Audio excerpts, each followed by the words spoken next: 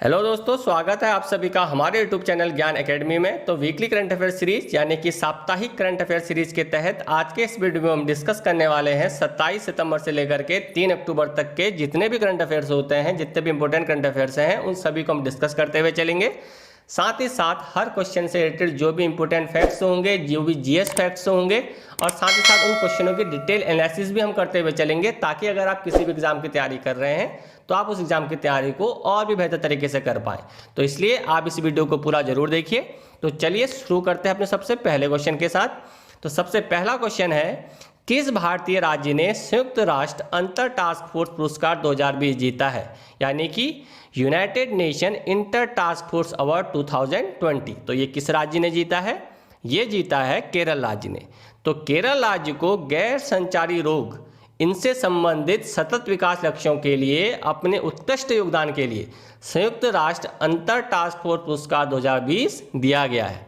बात करें सतत विकास लक्ष्य इस पुरस्कार की, तो इस पुरस्कार की घोषणा करी है विश्व स्वास्थ्य संगठन के जो महानिदेशक हैं टेड्रोस अधनोम घेब्रेयेसस, इनके द्वारा इस पुरस्कार की घोषणा करी गई थी।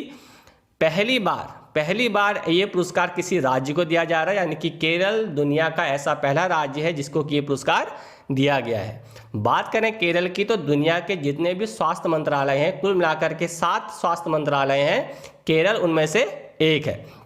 अब यहाँ पर बात करी गई है गैर संचारी रोगों की। तो गैर संचारी रोग से क्या मतलब है? तो भारत की अगर हम बात करें तो भारत में जो मुख्य रूप से गैर संचारी रोग हैं, इनमें बात करी गई है कैंसर की, दिल की दौरे की जो बीमारियां होती हैं, यानी कि हार्ट अटैक की जो संबंधित जो बीमारियां होती हैं, सांस संबंधी जो बीमारियां होती हैं, और मधुमेह यानी कि डायबिटीज। ये सारी क्या है? गैर संचारी रोग हैं। इन पर बेहतरीन काम करने के लिए केरल को यह पुरस्कार दिया गया है। अब इस क्वेश्चन में एक टर्म यूज हुई है सतत विकास लक्ष्य। इसके बारे में आपको जानकारी होनी चाहिए, तो थोड़ा डिटेल्स इसको देखते हुए चलते हैं कि सतत विकास लक्ष्य आखिर होता क्या है। इंग्लिश में इसको बोला जाता है सस्टेनेबल डेवलपमेंट गोल, यानी कि SDG इसकी शॉर्ट फॉर्म है। तो यूएन जैसा कि आपको पता है, यूनाइटेड नेशन क्या है? दुनिया के जितने भी हमारे देश हैं, कंट्रीज हैं, लगभग उन सभी देशों का क्या है? एक संगठन है। तो यूएन के द्वारा देशों को उन मापदंडों पर नापने के लिए एक खाका तैयार किया जाता है, एक रूपरेखा तैयार की जाती है, एक ब्लूप्रिंट तैयार किया जाता है। तो इसी तरह से यूएन ने 2015 से लेकर के 2030 तक 15 सालों के लिए एक ब्लूप्रिंट तैयार किया है विकास लक्ष्यों का, जिसके अंतर्गत 17 पॉइंट रखे गए। उन 17 पॉइंटों में मेन क्या है? स्वास्थ्य है, शिक्षा है, विकास है। तो उसी में स्वास्थ्य पर बेहतर काम करने के लिए केरल राज्य को यह पुरस्कार दिया गया है। तो ये थी इस क्वेश्चन से रिलेटेड महत्वपूर्ण जानकारी। अब बात कर लेते हैं इस क्वेश्चन से रिलेटेड जो जीएस फैक्ट हैं। तो जीएस फैक्ट क्या है? जैसे कि आपको पता होना चाहिए यूएन की स्थापना कब हुई थी। तो यूएन की स्थापना हुई थी 24 अक्टूबर 1945 को। सेक्रेटरी जनरल कौन है यूएन के? तो यह है एंटोनियो गुटेरस। इसके अलावा 193 कंट्रीज अभी क्या है? मेंबर कंट्रीज है यूएन की, और 2 इसके क्या है? पर्यवेक्षक यानी कि ऑब्जर्वर देश हैं। तो ये है कुछ फैक्ट। अब बात कर लेते हैं केरल राज्य से रिलेटेड कुछ जीएस फैक्ट की। तो केरल राज्य की स्थापना कब हुई थी? केरल राज्य की स्थापना हुई थी 31 अक्टूबर 1956 को। कैपिटल है यहाँ की तिरुवनंतपुरम। गवर्नर कौन है? गवर्नर है आरिफ मोहम्मद खान। फेस्टिवल की अगर हम बात करें तो ओणम बहुत इंपॉर्टेंट फेस्टिवल है, काफी बार एग्जाम में पूछा जाता है। इसके अलावा विशु, त्रिशूरपुरा, ये भी यहाँ के क्या है? प्रमुख त्योहार है। डांस फॉर्म की अगर बात करें तो कथकली, थय्यम, कलरीपयट्टू और मोहिनीअट्टम यहाँ के प्रमुख डांस हैं। नेशनल पार्क की अगर बात करें तो Rajamalai national park, Periyar national park, Silent Valley national park, Pampadum Shola national park, ये क्या है? यहाँ के प्रमुख नेशनल पार्क है। तो अब देखते हैं अपने अगले क्वेश्चन की तरफ। तो निम्न में से किस राज्य ने अपना पहला गिद्ध संरक्षण और प्रजनन केंद्र स्थापित किया है, यानी कि vulture conservation and breeding centre? ये किस राज्य ने स्थापित किया है? ये क्या है? यूपी गवर्नमेंट ने, यानी कि उत्तर प्रदेश राज्य ने। तो उत्तर प्रदेश ने पहला गिद्ध संरक्षण और प्रजनन केंद्र गोरखपुर के भर्री जैसे गाँव में स्थापित किया है। बात करें इस केंद्र की, तो ये भारत का भी और यूपी का भी ऐसा पहला प्रजनन केंद्र होगा जो कि राजा गिद्ध को समर्पित होगा। और इस केंद्र की जो स्थापना करी जा रही है वो हरियाणा के पिंजौर के गिद्ध संरक्षण और प्रजनन केंद्र की तर्ज पर करी जा रही है। तो ये थी इस क्वेश्चन की जानकारी। अब बात कर लेते हैं यूपी से रिलेटेड कुछ जीएस फैक्ट की। तो जीएस फैक्ट क्या है यूपी से रिलेटेड? तो इसकी स्थापना कब हुई थी यूपी की? तो 25 जनवरी 1950 को स्थापना हुई थी। राजधानी क्या है? लखनऊ। गवर्नर कौन है यहाँ के? गवर्नर है यहाँ की आनंदीबेन पटेल। डांस फॉर्म की अगर हम बात करें तो डांस फॉर्म कौन कौन से यहाँ पर? चरकुला और कथक। कथक यहाँ का मेन डांस है, कई बार एग्जाम में पूछा गया है। नेशनल पार्क की अगर हम बात करें तो दुधवा नेशनल पार्क, इसके अलावा वाइल्ड लाइफ सेंचुरी भी यहाँ पर कई हैं, जैसे कि national Chambal sanctuary, Chandraprabha wildlife sanctuary, और इसके अलावा एक इंपॉर्टेंट नवाबगंज बर्ड सेंचुरी भी यहाँ पर स्थित है। तो अब देखते हैं अपने अगले क्वेश्चन को। तो देश का पहला चिकित्सा उपकरण पार्क यानी कि मेडिकल इक्विपमेंट पार्क किस राज्य में स्थापित किया जाएगा? तो ये किस राज्य में स्थापित किया जा रहा है? ये किया जा रहा है केरल राज्य में। तो केरल राज्य में देश का पहला चिकित्सा उपकरण पार्क स्थापित किया जा रहा है। ये आप इसका ब्लूप्रिंट देख सकते हैं, इस मैप का ब्लूप्रिंट है पार्क का। तो इसकी आधारशिला रखी गई है अभी केरल के जो मुख्यमंत्री है पिनराई विजयन के द्वारा। तो केरल के जो डिपार्टमेंट है SCTIMST और केरल राज्य औद्योगिक विकास निगम लिमिटेड, इनके संयुक्त प्रयास के द्वारा ये पार्क बनाया जा रहा है। बात करें इस पार्क की तो इसके अंतर्गत क्या किया जाएगा? तो उद्योग विकसित किए जाएंगे जो कि मेडिकल उपकरण बनाएंगे, और इन मेडिकल उपकरणों का जो प्रयोग होगा वो पूरे भारतवर्ष में किया जाएगा। तो इसी की तर्ज पर यह पार्क बनाया जा रहा है। अब बात करते हैं अगले क्वेश्चन की तरफ। रेस 2020 यानी कि responsible AI for social empowerment 2020 शिखर सम्मेलन किसके द्वारा आयोजित किया जाएगा? तो ये किस मंत्रालय के द्वारा आयोजित किया जा रहा है? तो ये किसके द्वारा आयोजित किया जा रहा है? ये किया जा रहा है नीति आयोग के द्वारा।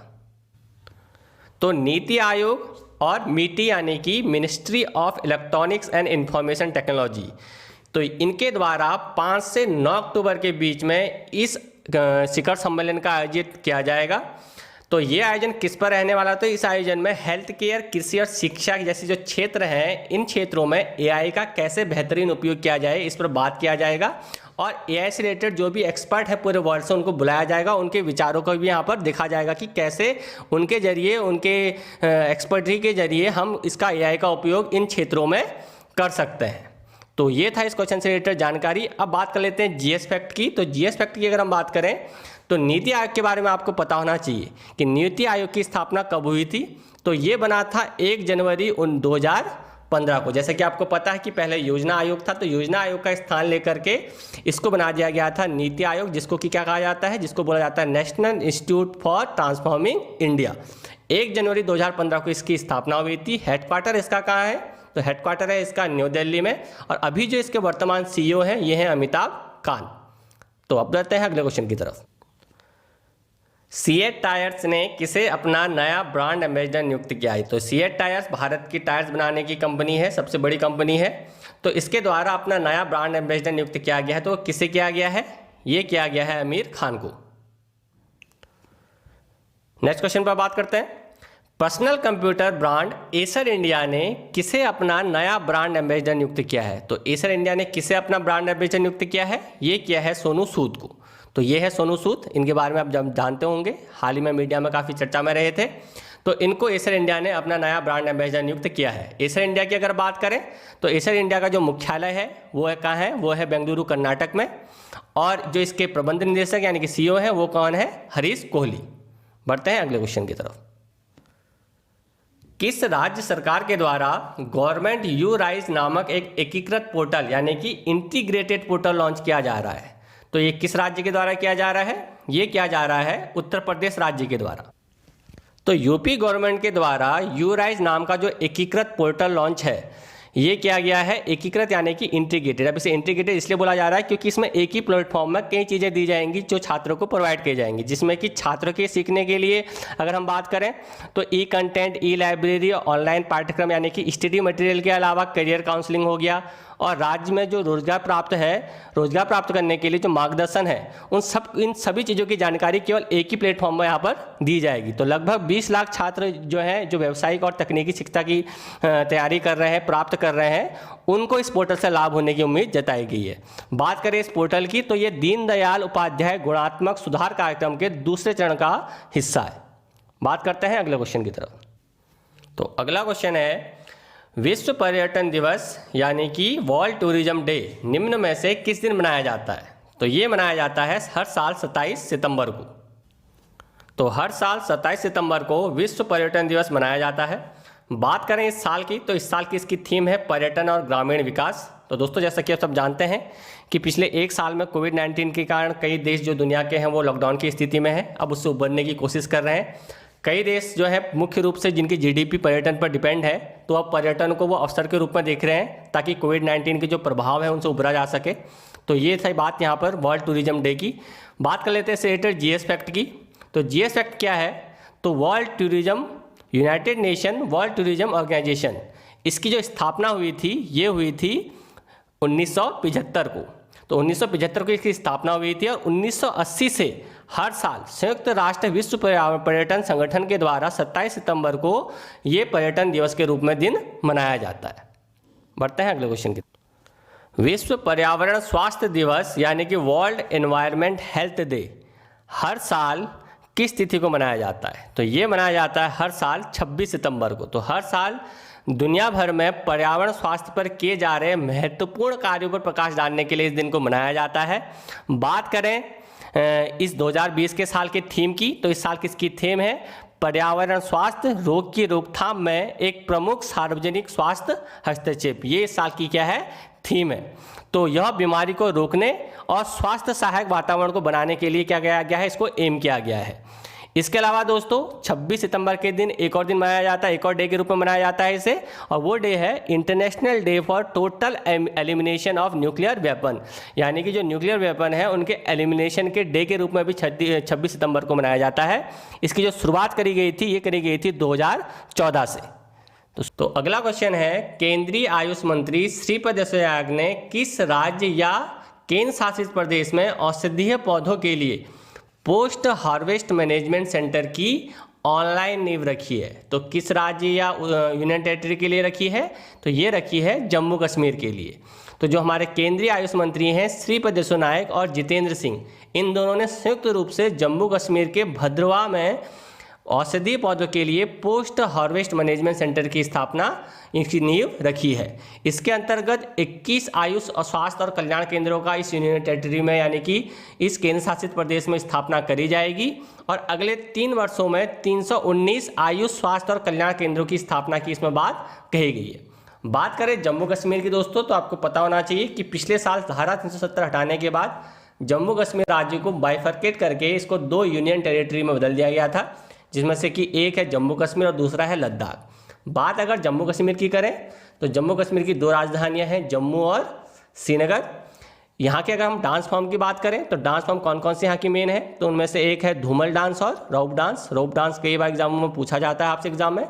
इसके अलावा बात करें फेस्टिवल की, यानी कि यहाँ के प्रमुख त्यौहार कौन कौन से हैं, तो ये भी यहाँ के प्रमुख त्यौहार हैं, Eid ul Fitr, Hemis festival, Baisakhi festival, tulip festival और शिकारा फेस्टिवल। इसके अलावा अगर बात करें नेशनल पार्क की, तो यहाँ के जो प्रमुख नेशनल पार्क हैं उनमें है डाचिंगम नेशनल पार्क, हमीज जो कि एशिया का जो स्नो लेपर्ड का लार्जेस्ट पार्क है, इसके अलावा काजीगंज ये भी यहाँ का क्या बोलते हैं नेशनल पार्क है, और किश्तवाड़ ये यहाँ के क्या है प्रमुख नेशनल पार्क है। तो अब बढ़ते हैं अपने अगले क्वेश्चन की तरफ। तो डेस्टिनेशन नॉर्थ ईस्ट 2020 महोत्सव का उद्घाटन किसके द्वारा किया गया है? तो ये किसके द्वारा किया गया है? ये किया गया है अमित शाह जी के द्वारा। तो केंद्रीय मंत्री हमारे जो हैं गृह मंत्री हैं अमित शाह जी, उन्होंने डेस्टिनेशन नॉर्थ ईस्ट 2020 उत्सव का उद्घाटन किया गया है, जिसका कि जो विषय है ये विषय है द इमर्जिंग डायलेक्टिव डेस्टिनेशन। अब इसमें क्या किया जा रहा है? तो इसके तहत जो नॉर्थ ईस्ट के राज्य हैं उनके पर्यटन स्थलों के साथ साथ उसकी संस्कृति को भारत के अन्य राज्यों से जोड़ना, ये इस महोत्सव का प्रमुख उद्देश्य है। तो 4 दिवसीय कार्यक्रम रहेगा, जिसमें राज्यों और क्षेत्र के पर्यटन स्थलों का जो ऑडियो और विजुअल है उसकी प्रस्तुति इसमें दी जाएगी। इसके अलावा जो राज्य की जो आइकन और अचीवर्स हैं उनके संदेश भी यहाँ पर प्रसारित किए जाएंगे। इसके अलावा जो भी प्रमुख स्थानीय उद्यम हैं उनसे परिचय कराया जाएगा भारत के अन्य राज्यों को। इसके अलावा हस्तकला, पारंपरिक फैशन और स्थानीय उत्पादों का जो आभासी प्रदर्शन होगा, यानी कि ऑनलाइन इसकी प्रदर्शनी भी लगेगी। तो बढ़ते हैं अगले क्वेश्चन की तरफ। भारत के किस देश के साथ बौद्धिक संपदा संयोग यानी कि इंटेलेक्चुअल प्रॉपर्टी कोऑपरेशन के समझौता ज्ञापन पर यानी कि MOU पर हस्ताक्षर किए हैं? तो किस देश के साथ किए हैं? ये किए हैं डेनमार्क देश के साथ। तो भारत के उद्योग और आंतरिक व्यापार को बढ़ावा देने के लिए जो विभाग है DPIIT ने डेनमार्क के पेटेंट और ट्रेडमार्क कार्यालय, उद्योग, व्यापार और वित्तीय मामलों के मंत्रालय के साथ मिलकर के इस MOU पर साइन किए हैं।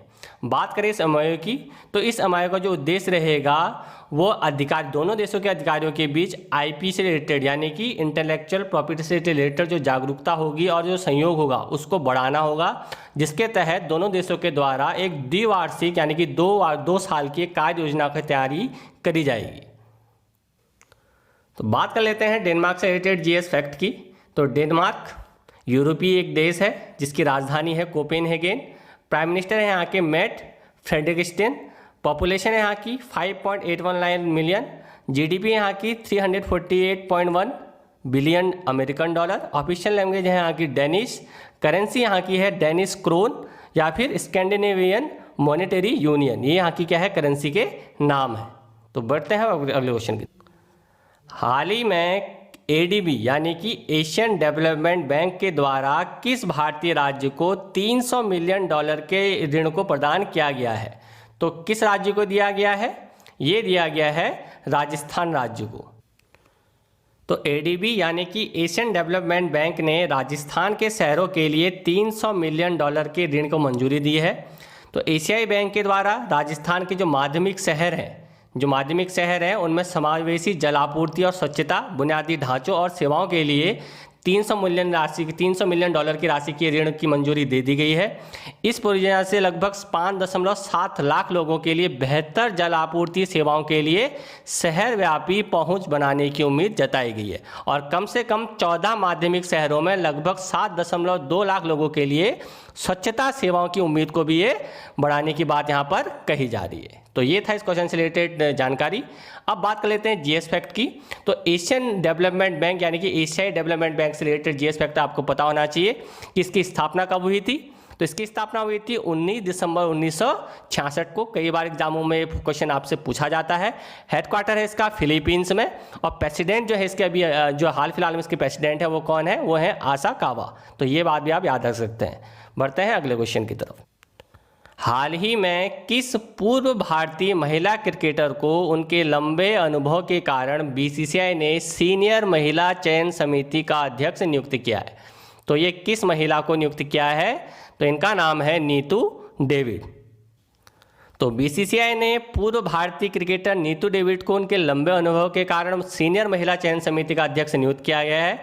ये जगह लेंगी किनकी? ये जगह लेंगी हेमलता काला की। ठीक है, तो अब बढ़ते हैं इसके कुछ फैक्ट्स के बारे में बात कर लेते हैं। तो board of cricket control of India यानी कि बीसीसीआई, जिसका की फुल फॉर्म है board of cricket control board of India, इसकी स्थापना हुई थी 1 दिसंबर 1928 को। हेडक्वार्टर है इसका मुंबई इंडिया में। सीईओ इसके अभी कौन है? ये है हेमांग अमीन, जो कि 2020 में बने हैं अभी नए इसके सीईओ। और जो प्रेसिडेंट है बीसीसीआई की, इनको आप सभी जानते हैं, इनका नाम है सौरव गांगुली। बढ़ते हैं अगले क्वेश्चन। भारत और किस देश ने उच्च तकनीक वाले हथियार प्रणालियों के सह विकास और सह उत्पादन को बढ़ावा देने के लिए नए उप कार्य समूह SWG की स्थापना करी है? तो ये किस देश के साथ करी है? ये करी है इजराइल के साथ। तो भारत ने दोनों देशों के बीच में आयात को बढ़ाने और द्विपक्षीय रक्षा साझेदारी को मजबूत करने के लिए SWG यानी कि नए उप कार्य समूह की स्थापना करी है। बात करें SWG की, तो इसका नेतृत्व भारत की तरफ से करेंगे संजय जाजू और जो इजराइल है उनकी तरफ से करेंगे इयाल कैलिफोर्निया। पढ़ते हैं अगले क्वेश्चन की तरफ। तो अगला क्वेश्चन है कि रामनाथ कोविंद ने किस राज्य या केंद्र शासित प्रदेश के लिए राजभाषा विधेयक 2020 को स्वीकृति प्रदान की है? तो ये किस राज्य के लिए करी है? ये करी है जम्मू कश्मीर राज्य के लिए। तो राष्ट्रपति रामनाथ कोविंद ने जम्मू और कश्मीर राजभाषा विधेयक 2020 को स्वीकृति प्रदान की है, जिसे हाल ही में संसद के द्वारा क्या किया गया था? पारित किया गया था। यह अधिनियम कश्मीरी, डोंगरी, हिंदी, अंग्रेजी और उर्दू को केंद्र शासित प्रदेश जम्मू और कश्मीर की आधिकारिक भाषा बनाता है। इससे पहले अगर बात करें तो इससे पहले केवल उर्दू और अंग्रेजी ही क्या थी? यहाँ की आधिकारिक भाषा थी। बढ़ते हैं अगले क्वेश्चन की तरफ। फॉर्मूला 1 रशियन ग्रांड प्रिक्स 2020 किसने जीता? तो ये किसने जीता है?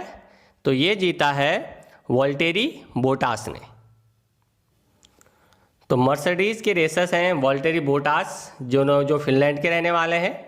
इन्होंने फॉर्मूला 1 रूसी ग्रांड प्रिक्स 2020 जीता है। रूस के सोची में इस फॉर्मूला 1 का आयोजन किया गया था और ये इनकी क्या है? दूसरी जीत है। तो ये है वॉल्टेरी बोटास। रेड बुल के रेसर्स जो है मैक्स वेरिस्टापन, जो कि नीदरलैंड के हैं, इनको लुइस हैमिल्टन की जगह दूसरा स्थान मिला है। लुइस हैमिल्टन को रेस से डिस्क्वालीफाई कर दिया गया था। बढ़ते हैं अगले क्वेश्चन की तरफ। विश्व रेबीज दिवस यानी कि वर्ल्ड रेबीज डे निम्न में से किस दिन मनाया जाता है? तो ये किस दिन मनाया जाता है? ये मनाया जाता है 28 सितंबर को। तो विश्व रेबीज दिवस प्रतिवर्ष 28 सितंबर को मनाया जाता है। एक अंतर्राष्ट्रीय अभियान के तौर पर इसे मनाया जाता है, जो कि global alliance for rabies control नाम की एक गैर लाभकारी संस्था है, उसके द्वारा इस पर काम किया जाता है। तो यह दिन मनुष्यों और जानवरों पर रेबीज के प्रभाव के विषय में जागरूकता बढ़ाने के लिए, बीमारी की रोकथाम और रेबीज को नियंत्रित करने के प्रयासों के बारे में जानकारी और सलाह प्रदान करने के लिए मनाया जाता है। ये इस दिन की प्रमुख भूमिका है। बात करें 28 सितंबर की, तो 28 सितंबर को ये इसलिए मनाया जाता है क्योंकि इसी दिन लुईस पाश्चर जो थे, इनका निधन हुआ था। ये वही वैज्ञानिक थे जिन्होंने 1885 में रेबीज के खिलाफ जो है वैक्सीन को डेवलप किया था। बढ़ते हैं अगले क्वेश्चन की। तो अगला क्वेश्चन है, किस राज्य सरकार ने हाल ही में राज्य के दूरस्थ क्षेत्रों में बच्चों तक शिक्षा पहुंचाने के लिए रेडियो का इस्तेमाल करने का फैसला किया है? तो ये किस राज्य ने किया है? ये किया है उड़ीसा राज्य ने। तो उड़ीसा की सरकार ने इस निर्णय के तहत उड़ीसा का जो स्कूल एवं मास एजुकेशन डिपार्टमेंट है, उससे 28 सितंबर 2020 से ऑल इंडिया रेडियो के माध्यम से कक्षा शिक्षण शुरू करने की बात यहाँ पर कही गई है। अब जैसा कि आप सब जानते हैं कि कोविड-19 के कारण सभी स्कूल और कॉलेज बंद चल रहे हैं, जिसकी वजह से ज़्यादातर तो स्कूली पढ़ाई हो रही है वो ऑनलाइन माध्यम से हो रही है। तो जो विद्यार्थी ऑनलाइन के महंगी शिक्षा को अफोर्ड नहीं कर पा रहे हैं, उन तक शिक्षा की पहुंच बनाने के लिए उड़ीसा की सरकार के द्वारा ये काम किया जा रहा है। तो अब बात कर लेते हैं जीएस फैक्ट की उड़ीसा से रिलेटेड। तो उड़ीसा की जो स्थापना हुई थी ये 1 अप्रैल 1936 को हुई थी। कैपिटल है उड़ीसा की भुवनेश्वर। गवर्नर कौन है यहाँ के? गवर्नर है गणेशी लाल जी। फेस्टिवल की अगर हम यहाँ पर बात करें तो यहाँ के जो प्रमुख त्यौहार हैं वह दुर्गा पूजा, कलिंग महोत्सव, चंदन यात्रा और कनार्क दास उत्सव, ये यहाँ की क्या है? प्रमुख फेस्टिवल है। नेशनल पार्क की अगर हम बात करें तो Similipal national park, Bhitarkanika national park, Tikarpada wildlife sanctuary और चिल्का वाइल्ड लाइफ सेंचुरी यहाँ की क्या है? प्रमुख national park of wild life sanctuary है। डांस फॉर्म यानी कि नृत्य की अगर हम बात करें तो छऊ डांस के काफ़ी बार एग्जाम में पूछा जाता है, ये यहाँ का प्रमुख डांस है। गोतीपुआ डांस और ओडिसी डांस और घूमर डांस यहाँ के क्या है? प्रमुख डांस है। अब देखते हैं अगला। दूरसंचार नियामक प्राधिकरण यानी कि ट्राई ने किसे अपना नया चेयरमैन चुना है? तो इन्होंने किसे चुना है? इन्होंने चुना है पीडी वाघेला को। तो दूरसंचार नियामक प्राधिकरण ट्राई ने 3 साल के लिए पीडी वाघेला को अपना चेयरमैन चुना है।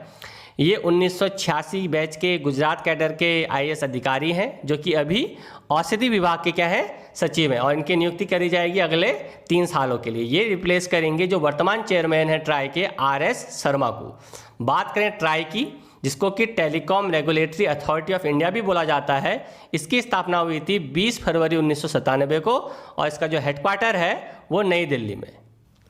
तो अगला क्वेश्चन है, खादी और ग्रामोद्योग उद्योग ने किसे अपना नया सलाहकार नियुक्त किया है? तो किसे किया है? ये किया है सुनील शेट्टी को। तो खादी और ग्रामोद्योग आयोग ने सुनील शेट्टी को अपना नया सलाहकार नियुक्त किया है। ये हैं अभी fashion design council of India के अध्यक्ष। तो इनकी जो नियुक्ति होगी वो 1 साल के लिए होगी। ये फैशन डिजाइनर रितु बेरी का क्या लेंगे? स्थान लेंगे। ठीक है, तो अब बात कर लेते हैं इसकी khadi village and industry commission यानी कि खादी ग्रामोद्योग और ग्रामोद्योग आयोग की। तो इसकी स्थापना हुई थी 1956 में और इसका जो हेडक्वार्टर है वो है मुंबई, इंडिया में। अब बढ़ते हैं अगले क्वेश्चन। तो किस राज्य की सरकार के द्वारा पर्यटन संजीवनी स्कीम लॉन्च की गई है? तो ये किस राज्य के द्वारा की गई है? असम राज्य के द्वारा की गई है। तो बात करें अगर इस योजना की, तो इस योजना के तहत जो असम राज्य है पर्यटन उद्योग को पुनर्जीवित करने के लिए उद्यमों को ब्याज के अनुदान के रूप में इसके तहत 20 लाख रुपए क्या किए जाएंगे? उद्यमों को प्रदान किए जाएंगे। बात करें इस स्कीम की, तो इसके तहत जो लोग नया रोजगार करना चाहते हैं, जो स्थानीय युवक नया रोजगार करने के इच्छुक हैं, उनको 1 लाख रुपए से लेकर के 20 लाख रुपए तक की यहाँ पर राशि ब्याज के रूप में प्रदान की जाएगी, जिसमें से कि ये 5 साल का ब्याज रहेगा, जिसमें कि जो पहले साल का ब्याज राज्य सरकार के द्वारा दिया जाएगा। बात कर लेते हैं असम राज्य से रिलेटेड फैक्ट की। तो इसकी स्थापना हुई थी 15 अगस्त 1947 को। कैपिटल है यहाँ की दिसपुर। गवर्नर है यहाँ के जगदीश मुखी जी।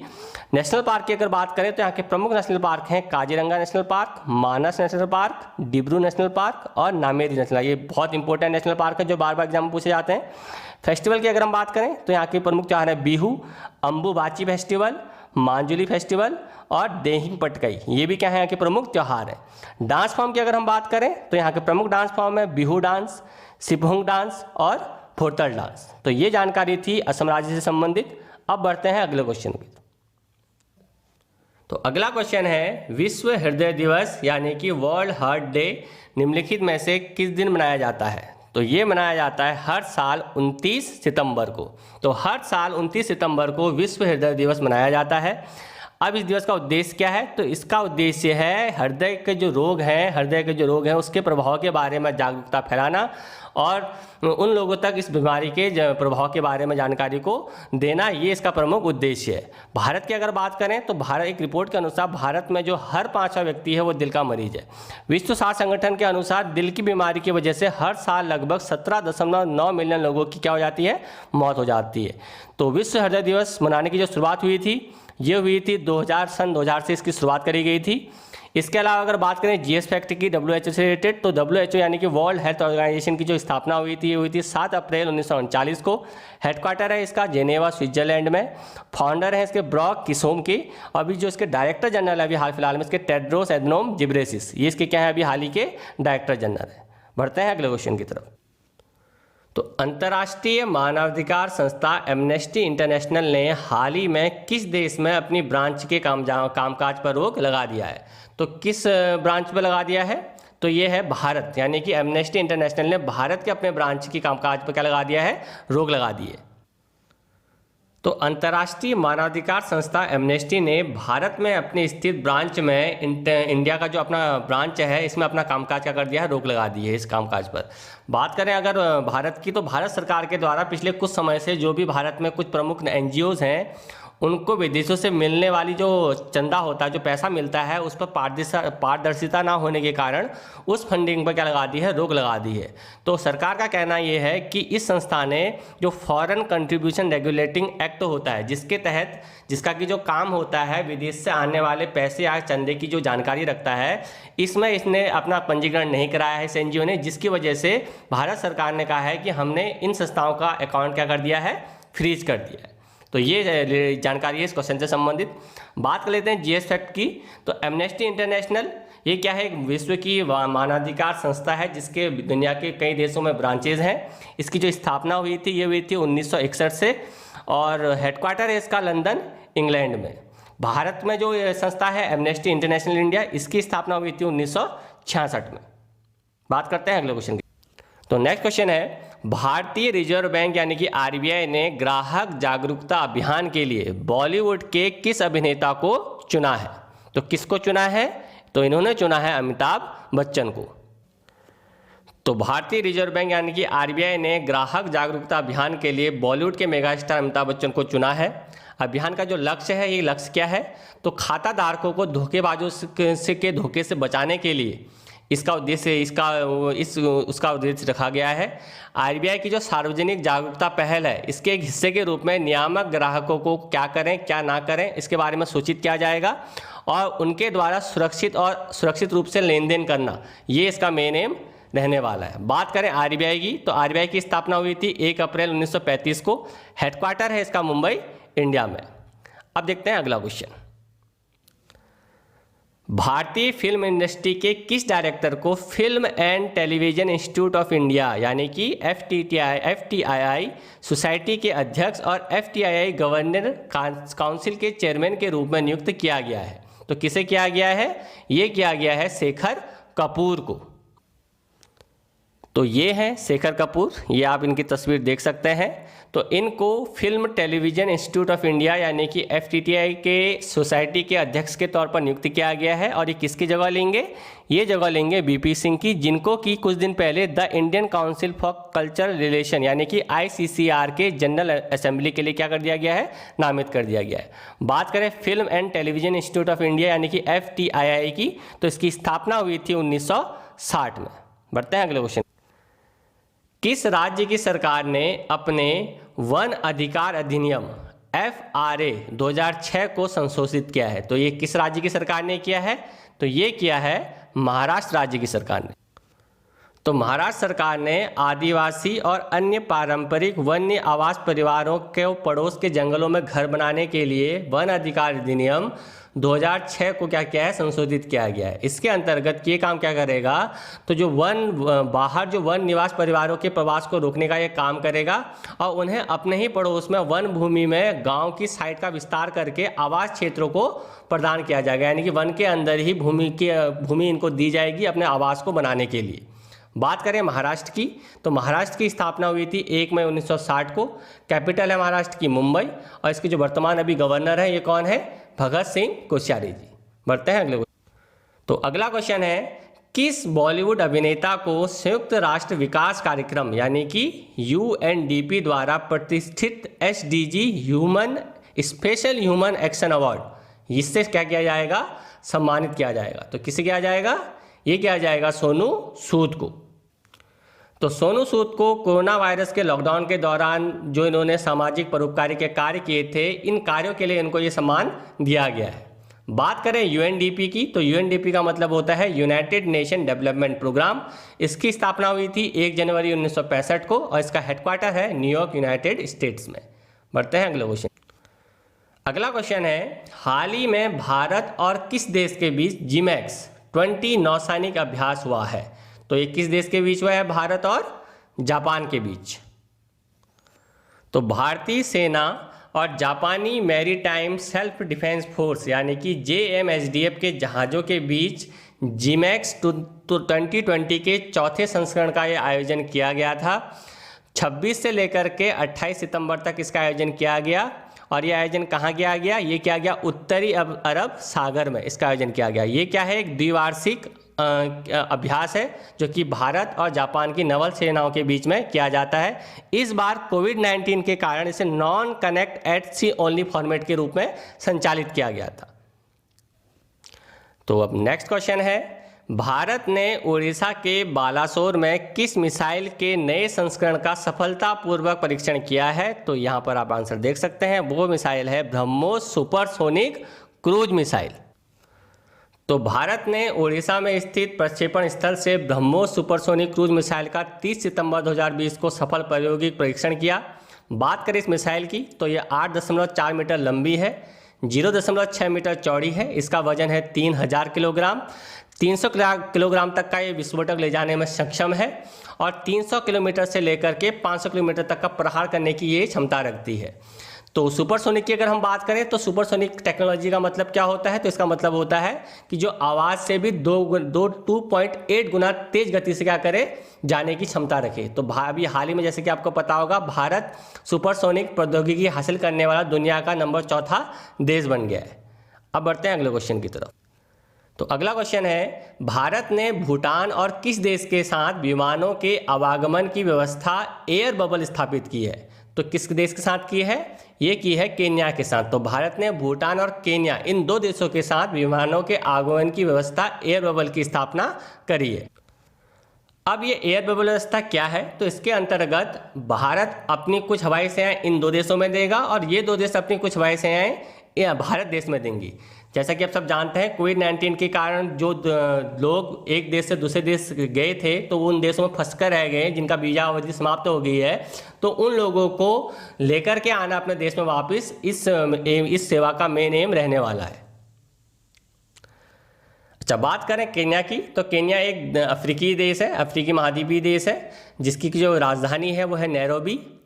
उहुरु केन्याता यहाँ के क्या है? प्रेसिडेंट है। ऑफिशियल लैंग्वेज की अगर हम बात करें तो स्वाहिली और इंग्लिश यहाँ की 2 लैंग्वेजेज हैं। करेंसी की अगर हम बात करें तो केनियन शिलिंग और पीसा यहाँ की क्या है? मुद्राएं हैं। बढ़ते हैं। अंतर्राष्ट्रीय वृद्धजन दिवस यानी कि international day of older person निम्न में से किस दिन मनाया जाता है? तो ये किस दिन मनाया जाता है? ये हर साल मनाया जाता है 1 अक्टूबर को। तो हर साल 1 अक्टूबर को वृद्ध व्यक्तियों के लिए अंतर्राष्ट्रीय वृद्धजन दिवस के रूप में मनाया जाता है। बात करें इस दिवस की तो बुजुर्गों की भलाई और ज़रूरतों के बारे में जागरूकता बढ़ाने और उनकी ओर लोगों का ध्यान केंद्रित करने के लिए संयुक्त राष्ट्र ने इस दिन की क्या करी थी, शुरुआत करी थी। 1990 में अंतर्राष्ट्रीय विवश दिन मनाने की शुरुआत करी गई थी। बुजुर्गों के साथ होने वाले दुर्व्यवहार और अन्याय पर रोकथाम लगाने के लिए ये दिवस उसके द्वारा यूएन के द्वारा मनाने की घोषणा करी गई थी 1990 में।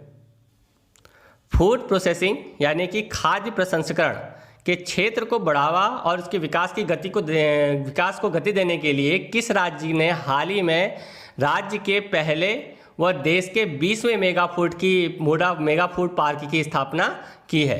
तो ये किस राज्य ने करी है? ये करी है केरल राज्य ने। तो केरल राज्य के पलक्कड़ जिले में केंद्रीय खाद्य प्रसंस्करण उद्योग, कृषि और किसान कल्याण, ग्रामीण विकास व पंचायती राज्य मंत्री जो कि कौन है, नरेंद्र सिंह तोमर, और केरल के मुख्यमंत्री पिनराई विजयन ने क्या किया है, इस मेगा फूड पार्क का शुभारंभ किया है। अब इसके द्वारा क्या किया जाएगा, तो इसके द्वारा 25 से 30 फूड प्रोसेसिंग यूनिट जो कि 250 करोड़ रुपए की लागत की होंगी, इनकी स्थापना करी जाएगी और जिसके जरिए 250 करोड़ रुपये से लेकर के 400 से 500 करोड़ रुपए के कारोबार की यहाँ पर बात कही जा रही है। इसके अंतर्गत इस पार्क में 5000 व्यक्तियों को प्रत्यक्ष और अप्रत्यक्ष रूप से रोजगार भी दिया जाएगा और जिससे कि 25,000 से ज़्यादा किसानों के लाभ की यहाँ पर बात करी जा रही है। अब देखते हैं अगला क्वेश्चन।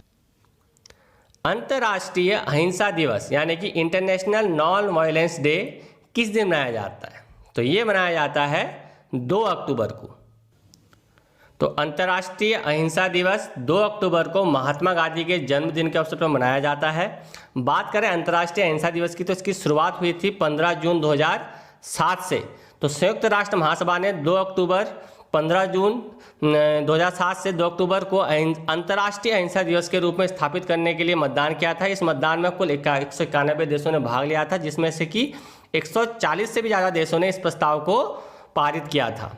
बात करें इस दिवस की तो इस दिवस का जो उद्देश्य रहने वाला है वो लोगों में शिक्षा और जन जागरूकता के माध्यम से अहिंसा के संदेश को फैलाना और अहिंसा की नीति के जरिए विश्व भर में शांति के संदेश को बढ़ावा देने के महात्मा गांधी के योगदान को सराहने के लिए इस दिन को अंतर्राष्ट्रीय अहिंसा दिवस के रूप में मनाने का फैसला यूएन की जो महासभा है उसके द्वारा लिया गया था। इसके अलावा बात करें तो 2 अक्टूबर के दिन ही लाल बहादुर शास्त्री जो हमारे भूतपूर्व प्रधानमंत्री थे उनका भी जन्मदिन होता है।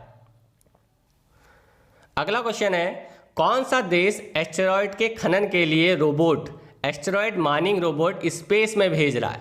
तो ऐसा कौन सा देश है?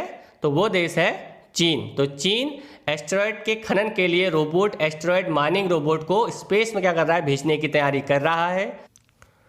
तो जो चाइना है वो एस्टेरॉयड के खनन के लिए दुनिया के पहले रोबोट, यानी कि दुनिया का क्या है, पहला रोबोट है एस्टेरॉयड माइनिंग रोबोट, जिसको कि चाइना क्या कर रहा है, स्पेस में भेज रहा है, जिसके जरिए एस्टेरॉयड में जो संभावित खनिज हैं उनकी जानकारी ये रोबोट लेगा, उनकी जानकारी ये रोबोट प्रदान करेगा। बात करते हैं अगले क्वेश्चन। अगला क्वेश्चन है, किस राज्य की सरकार ने लघु और सीमांत किसानों के लिए जल कल योजना की शुरुआत करी है? तो किस राज्य की सरकार ने करी है? तो ये करी है आंध्र प्रदेश की सरकार ने। तो आंध्र प्रदेश की सरकार ने लघु और सीमांत किसानों के लिए जल कल योजना की शुरुआत करी है।